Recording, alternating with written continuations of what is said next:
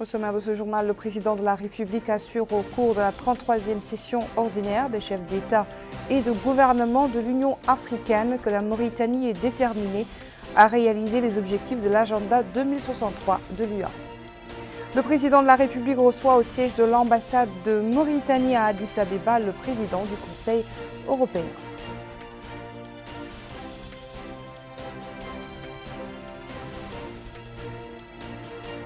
Poursuite de la campagne de sensibilisation sous le programme Mon avenir, mon projet.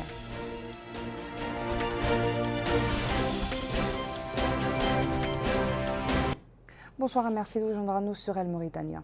Au cours de l'ouverture du 33e sommet des chefs d'État et de gouvernement de l'Union africaine, aujourd'hui à Addis Abeba, le président de la République, Mohamed Ould Cheikh Al Ghazouani, a réaffirmé dans son discours la détermination de la Mauritanie à œuvrer à la réalisation de l'agenda de l'Union africaine à l'horizon 2063.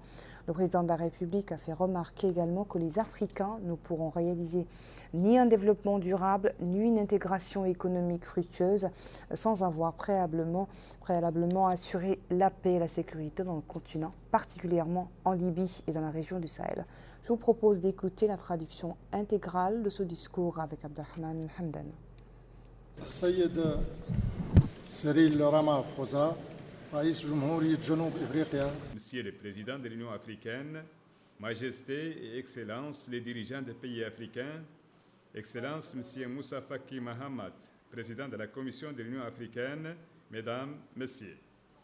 Je voudrais tout d'abord exprimer nos sincères remerciements et notre profonde gratitude au gouvernement et au peuple éthiopien pour l'accueil chaleureux qu'ils nous ont réservé et pour l'hospitalité généreuse dont nous avons été l'objet, tout comme je félicite à cette occasion le président Abiy Ahmed Bozovo pour avoir mérité et reçu le prix Nobel de paix.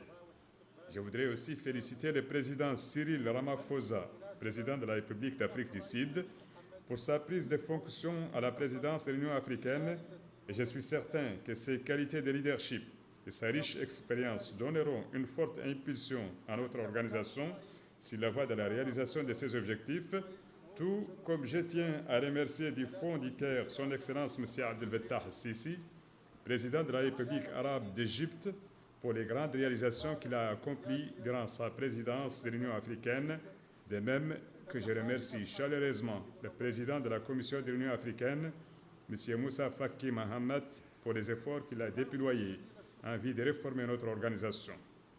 C'est un grand honneur pour moi de m'adresser aujourd'hui à vous pour la première fois depuis cette tribune pour vous affirmer qu'en République islamique de Mauritanie, nous sommes déterminés à ce que les objectifs de l'agenda 2063 de l'Union africaine soient atteints en vue d'induire une transformation économique et sociale complémentaire sur la voie de la construction d'une Afrique développée, prospère et dans laquelle prévalent sécurité et stabilité, sachant que l'on ne saurait réaliser un développement durable et une intégration économique fructueuse sans avoir préalablement assuré la paix et la sécurité dans les continents, particulièrement en Libye et dans la région du Sahel.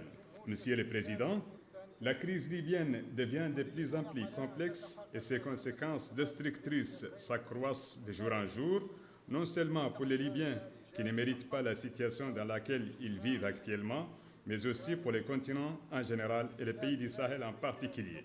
En conséquence, il est urgent de trouver une solution à cette crise. C'est le lieu pour moi de saluer ici les efforts consentis à cet effet par la Commission africaine de haut niveau sur la crise libyenne que préside et doyen son Excellence le président Denis Sassou Nguesso, président de la République du Congo, et qui n'a pas manqué de souligner la complexité de la situation dans ces pays et les dangers qu'elle présente et qui n'a d'égal que celui de la région du Sahel.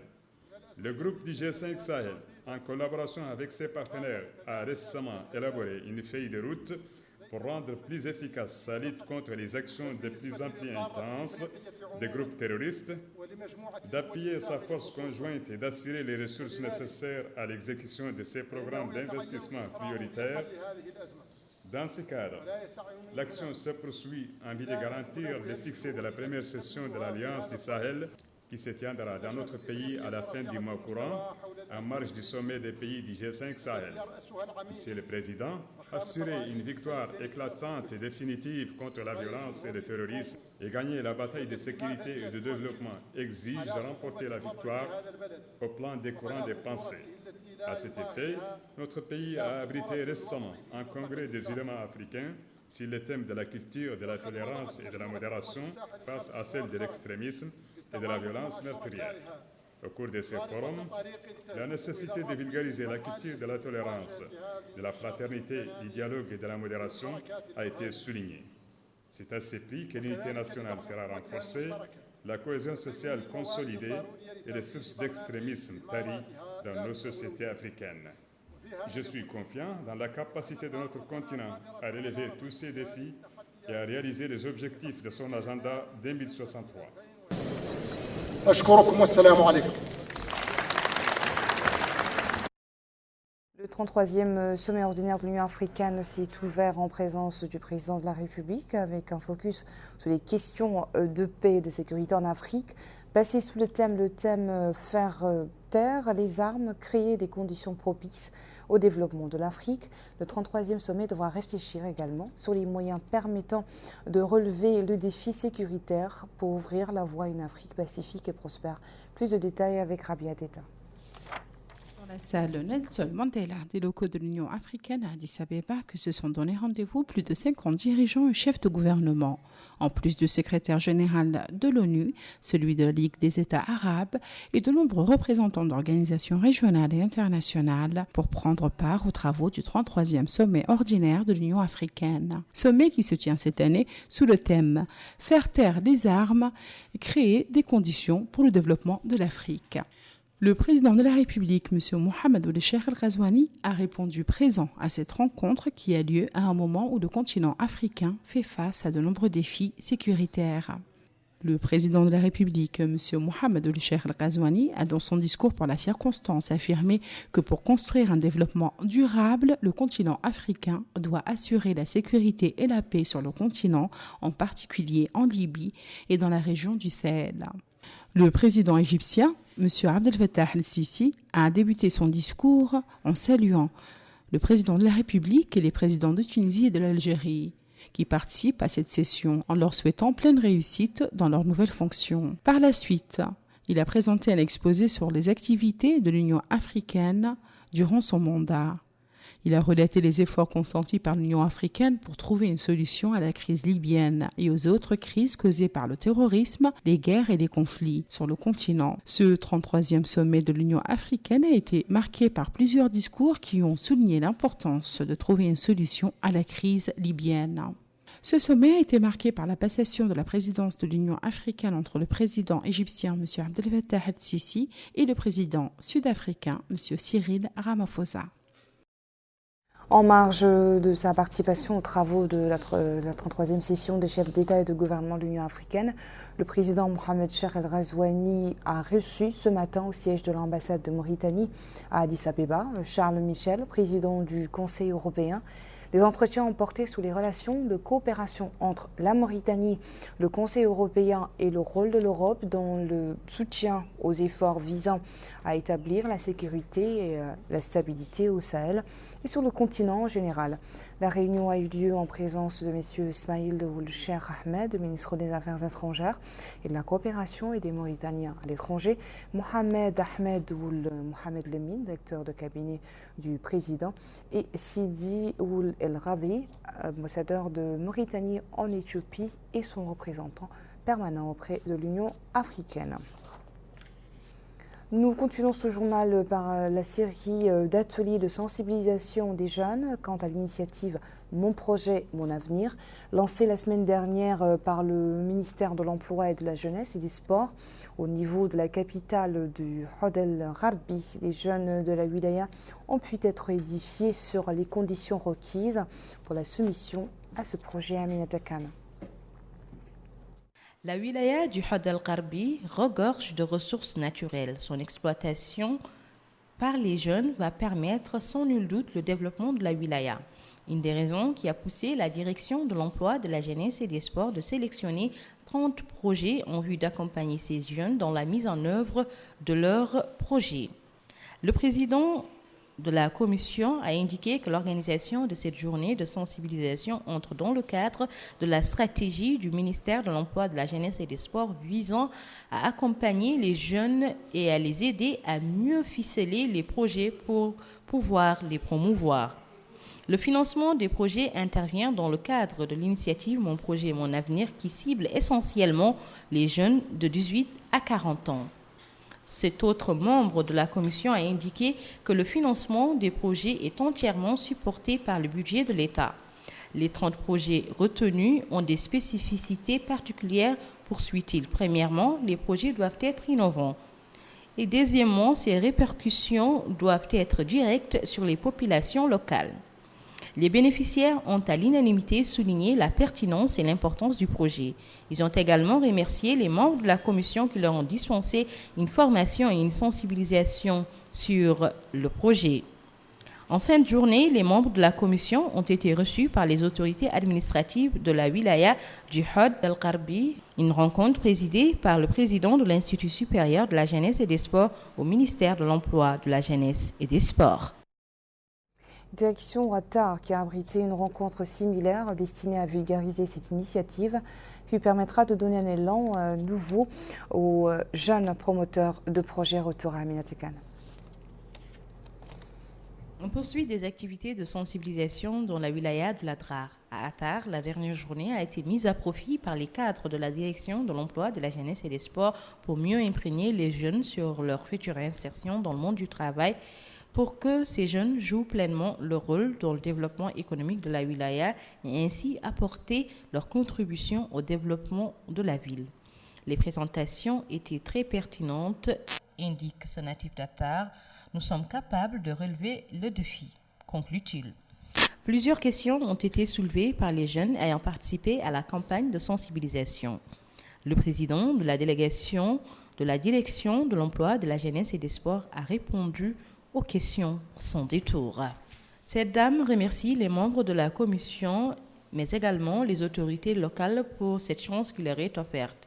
Elle espère que le projet connaîtra une réussite totale sur toute l'étendue du territoire national. Ce jeune est bénéficiaire de la formation et de la sensibilisation sur le lancement de l'initiative Mon projet, mon avenir. Il espère commencer bientôt le travail. Les membres de la commission dépêchés à Attar ont animé une émission dans les studios de la station de Radio Mauritanie à Attar. Au cours de l'émission, ils ont fait une présentation sur le but de l'initiative Mon projet, mon avenir, mais également sur ses retombées pour le développement local.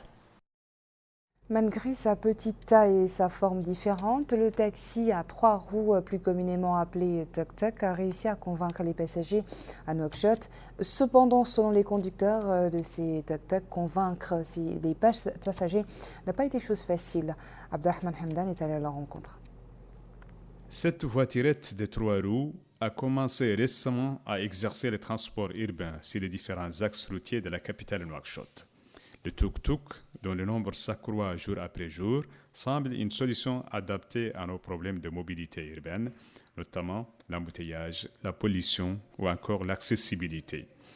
Ces moyens de transport complètement différents des taxis traditionnels en termes de volume, de capacité ou encore de forme posent des problèmes de sécurité pour les passagers. Les conducteurs des taxis traditionnels craignent d'une concurrence déséquilibrée avec les tuk-tuk, car les tuk-tuk, dit-il, ne payent pas les services payés, les taxes municipales, et certains d'entre eux ne possèdent pas les documents nécessaires pour l'exercice de cette profession. Et quoi qu'il en soit, le tuk-tuk présente une solution alternative à l'accessibilité au transport urbain et offre des opportunités d'emploi à nos chômeurs. La régulation du secteur des transports urbains demeure la responsabilité de l'autorité de régulation des transports qui doit garantir l'équité, l'égalité des chances et la transparence des procédures de l'octroi des autorisations de transport. L'abondance des cafés dans la capitale est un fait nouveau pour la société mauritanienne. Ces lieux de rencontre et de détente sont aujourd'hui une aubaine pour ceux qui s'y rendent quotidiennement. Aminata Kane. Sur les artères de la capitale, les cafés poussent comme des champignons. Jadis inconnus par les Mauritaniens, aujourd'hui ces espaces sont très prisés par les jeunes. Certains s'y rendent pour retrouver leurs amis. Ce jeune que nous avons rencontré a indiqué que les cafés sont devenus des espaces de discussion et d'échange. En plus des services qu'elle offre, cela nous permet de nous divertir, conclut-il. Cet autre jeune a déclaré à notre micro que même si les cafés ne font pas partie du patrimoine culturel des Mauritaniens, ils sont devenus incontournables de nos jours et sont très fréquentés par les jeunes Mauritaniens qui étudiaient dans les pays maghrébins tels que le Maroc et la Tunisie. Cette gérante de café a enfin déclaré à notre micro que le commerce du café est très fructueux et que les Mauritaniens sont très hospitaliers et gentils. Elle poursuit en indiquant qu'elle et son mari ont ouvert ce café depuis quelques années et se sentent en Mauritanie comme s'ils étaient chez eux. Voilà, c'est tout pour ce journal. Merci à vous de nous avoir suivis. Le rappel des titres. Le président de la République assure au cours de la 33e session ordinaire des chefs d'État et de gouvernement de l'Union africaine que la Mauritanie est déterminée à réaliser l'objectif de l'agenda 2063 de l'UA. Le président de la République reçoit au siège de l'ambassade de Mauritanie à Addis Abeba le président du Conseil européen.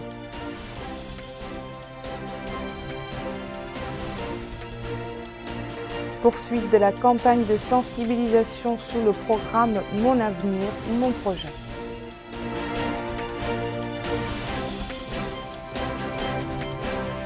Merci et restez au programme d'El Mauritania. Bonsoir.